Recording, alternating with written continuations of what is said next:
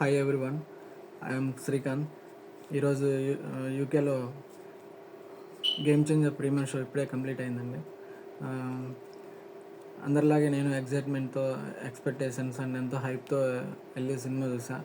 నాకైతే ఓకే అనిపించింది. కానీ ఎక్స్పెక్టేషన్స్ రీచ్ అయిందా, హైప్ రీచ్ అయిందా అంటే అది అంత వర్తీ కాదనిపిస్తుంది. మెయిన్లీ చెప్పాలంటే స్టోరీ ఈ రొటీన్ స్టోరీ అండి. మనం పొలిటికల్గా రోజు మనం సోషల్ మీడియాలో రోజు మనం మాట్లాడుకునే విధంగా స్టోరీ నడుస్తుంది. సో అది మనకేంటంటే అంత ఇంట్రెస్ట్ అనిపించదు.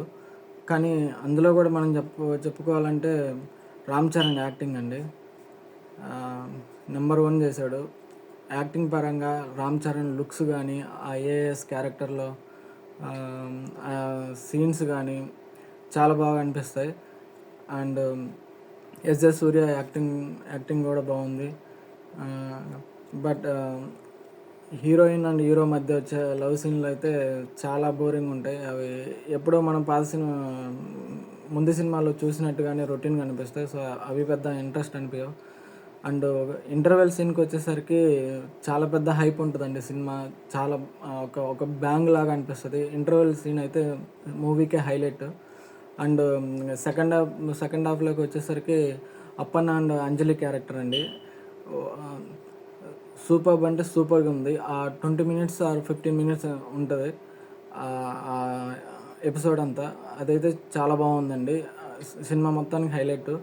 అండ్ అందులో వచ్చే ఒక సాంగ్, అరుగు మీద సాంగ్ అయితే సింప్లీ సూపర్, బ్యూటిఫుల్గా ఉంది చూడడానికి. ఆ పాట వినడానికి బాగుంది. అండ్ స్క్రీన్ మీద వాళ్ళిద్దరి మధ్య కెమిస్ట్రీ కానీ అది మంచిగా అనిపించింది ఆ సాంగ్ వచ్చేసి.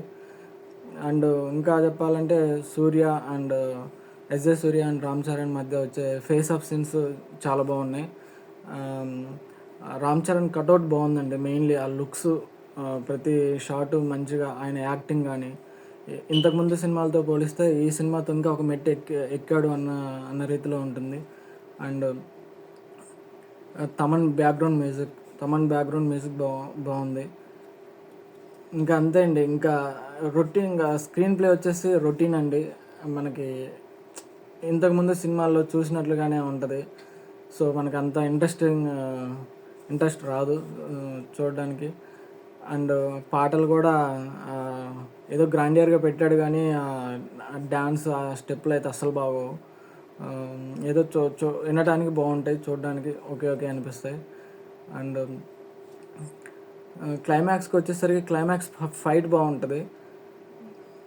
ఇలా ఫైట్లు ఫైట్లు ఇవి బాగుంటాయి. కానీ ఓవరాల్గా కంప్లీట్ సినిమా చూసేసరికి మనకి ఎక్కడో ఏదో మిస్ అయింది అనిపిస్తుంది. Okay, second half okay, first half కొంచెం అక్కడక్కడ బోరింగ్ ఉన్న, సెకండ్ హాఫ్ ఓకే చూడొచ్చు.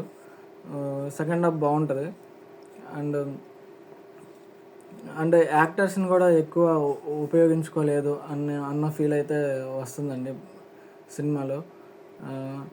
Complete story plot line okay, but Shankar గారి దగ్గరికి వచ్చేసరికి ఆయన ఇంట్రెస్టింగ్గా చూపించలేకపోయాడు. ఆడియన్స్కి కూడా అంత ఇంట్రెస్ట్ రాదు. బట్ ఫైనల్గా ఒక్క మాట చెప్పాలంటే సినిమా మొత్తం రామ్ చరణ్ అండి. రామ్ చరణ్ కోసం వెళ్ళి సినిమా చూడవచ్చు. రామ్ చరణ్ యాక్టింగ్ అయితే నెంబర్ 1 చేశాడు. సో వన్ టైం వాచబుల్ అండి. Thank you.